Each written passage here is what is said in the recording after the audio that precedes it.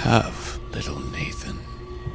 He's in stasis next to Freeman.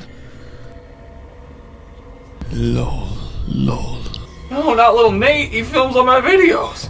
I wonder who's filming this video right now. God. Not... Where... Where'd he be? I just need to think. Think.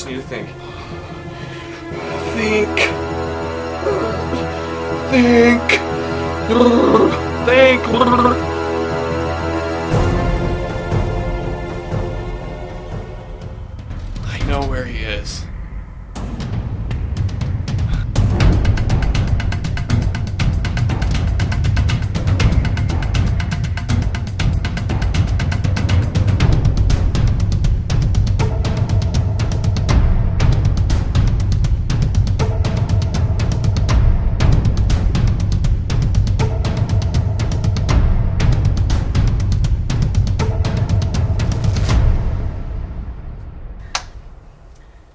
Nate, time to come out of the closet.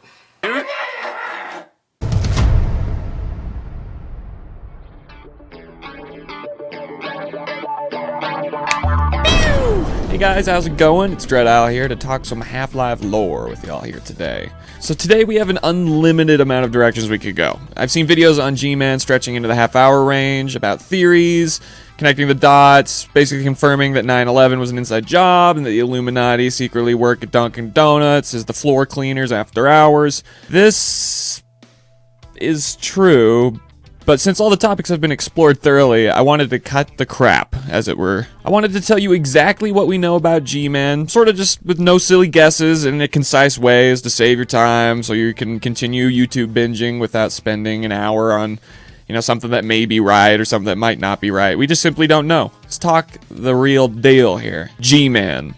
The G-Man. He was never given this name in the games. No one refers to him as the G-Man. In fact, Valve internal notes describe him as, quote, the cryptical bureaucrat mystery man with a briefcase. He appears in the shadows, disappears when you chase him down dead-end corridors. He leads you into danger and guides you to safety as the whim strikes him. His motives remain mysterious, but at the end of the game, when you have extinguished an alien civilization, he offers you a job with whoever it is he works for. It's one hell of a resume. But in fact, we derive his name, G-Man, from the files within the game itself, his model files, his script files, etc., in which G-Man is short for Government Man. And of all characters in the Half-Life series, which is regarded as one of the best video game series to have ever been created, his character is most mysterious, and little is really known about him or his motives. G-Man? He's a slick-looking Wolf of Wall Street dude, seeming to have a carefree attitude, and speaks to the player in the way a pedophile would try to sell you car fresheners at the gas station. Wake up and smell the ashes.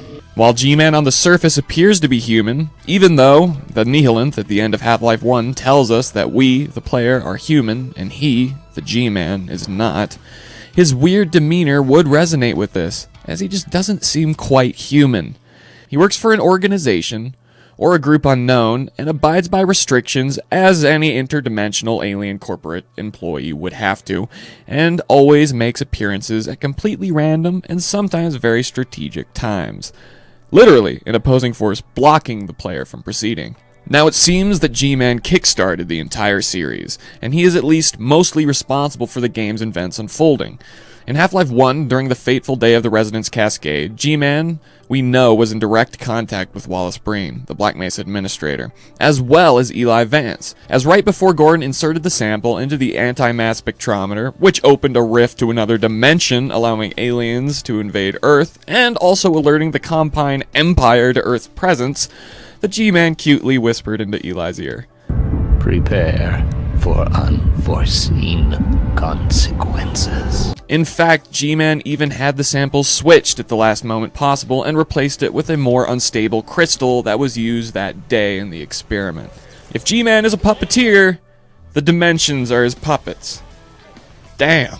He then proceeds to play his part during Half-Life 1 by assisting and watching over Gordon, Adrian Shepard, to an extent Calhoun, and even saves Alex Vance directly, but no one really had too much contact with him other than a few specific characters that have any relevance. At the end of Half-Life 1, Gordon kills the Neelanth and is treated to G-Man offering him a job to work for him or die. Now, as we said earlier, G-Man is just an employee. We know literally nothing about G-Man's employers. Are they gods or angels or is it Loki? Is it something to do with the Marvel Cinematic Universe? We have no idea. They are obviously very influential in the cosmos and can't be stopped from leaving their fingerprint, essentially. Well, sort of. In Episode 1, when G-Man appears at the very beginning of the game to speak with Gordon, Vortigaunts surround him and appear to be in a vortescent state. If you want to know more about that and Vortigaunts, there's a video on my channel. You can link it in the description. But they stop G-Man from interacting with Gordon. Why would that happen, I wonder? We'll see about that. The lines of G-Man's actions can be drawn like this, with a little give or take. G-Man initiates the Resonance Cascade, which catches the attention of Zen and the Combine Empire to invade Earth. The Combine enslave humanity, and Gordon is put into stasis. Years pass. Gordon is brought out of stasis by the G-Man, saying that the right man in the wrong place can make all the difference in the world, and is set in a series of events which eventually culminates in the collapse of the Combine Empire's control over the planet, and the knowledge and awareness of the Borealis ship somewhere in the north, which could hold portal technology. This is in Episode 2. Now, on one hand, it seems like he hates the Combine, and another, it seems like he let them enslave humanity. Which is it, you Patrick Bateman-looking fuck? Seriously, we really have no idea. It almost seems like G-Man has some kind of vendetta against the Combine, and the only way to get at them is to use Earth. I have no idea. Let's get back to what we do know. Let's talk about G-Man's powers. G-Man can bend space and time. He has several known powers: teleportation, lime control, time control. Now, that could potentially be the same as teleportation, because in Half-Life 2, during Nova Prospect, Gordon and Alex get teleported, and they experience a 5-day retraction in time because of a slow teleport. So maybe G-Man uses this to his advantage. Why or how, we don't know. Now, it obviously seems that G-Man is sort of guiding the player and the Resistance into the Borealis. I sort of mentioned that earlier. What we know about the Borealis is this is owned by the Aperture Laboratories. It probably has something to do with teleportation. Now, Eli seems extremely worried about this, whereas Kleiner wants to utilize it. Suddenly, Eli gets taken out by an advisor. Interesting. Palpatine's behind it all. Appears G-Man wants this thing used. I'm going to go out on a limb here. Now, all that aside, if I had to give a personal opinion on the G-Man, this is my personal opinion. I'm basically a professional. I was born on Half-Life. I've been playing Half-Life since I was a sperm cell, basically. I could draw lines in the sand and say he is Gordon from the future, or a Dunkin' Donuts employee, but I honestly think his character is meant to be a mystery. I don't think all games have to have a complete concrete series of lore. I think that he might serve as the mysterious key to the puzzle that might just not ever be resolved. I don't think we will ever figure out exactly what he is. His character is just so out there. It's possible we could see this coming to a head in a Half-Life 3. Like the G-Man's employers become the main threat. But in the Half-Life 2 episodic universe, I doubt we will learn anything really concrete about the G-Man. Might eat my words, I don't know. It just seems like he's on a completely new level of existence. I think he will remain the mysterious glue that binds our beloved franchise together for as far as time can see.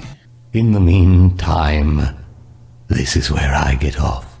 Thanks for watching. If you enjoyed that, you can find other videos on my channel. Now, if you could leave a like. And if you really liked it, you're like, damn, that was juicy, you could subscribe. And if I missed anything, be sure to comment down below. Love to hear what you guys think.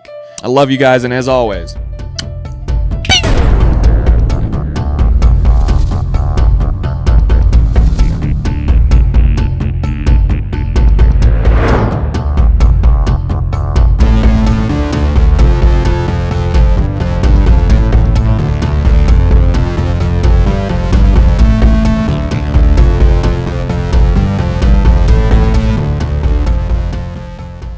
Now, having watched that video several times after I've been editing it, I'm so sorry for the amount of times it said Compine Empire.